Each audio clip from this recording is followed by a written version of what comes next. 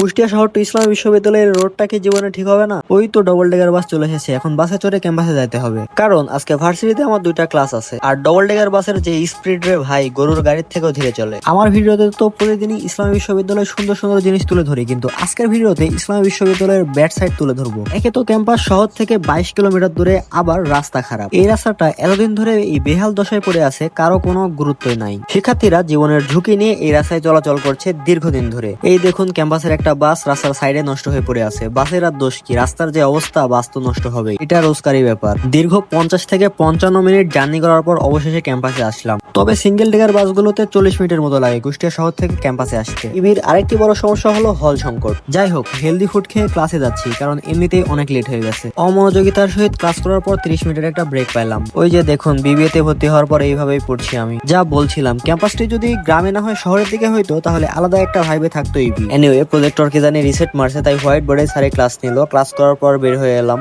ওই তো আমার সামনে ওইটা ক্যাম্পাসের সবচেয়ে পুরাতন ফ্যাকাল্টি। এই জায়গাটিকে বটতলা বলে। আমি মেইনলি যাচ্ছি ঝাল চত্বরের দিকে, কারণ বাসায় যাওয়ার সময় হয়ে গেছে, আর ওই জায়গাটি থেকে আমি বাসে উঠবো। তো ভিডিওটি এই পর্যন্তই, দেখা হচ্ছে পরবর্তী কোনো ইন্টারেস্টিং ভিডিওতে।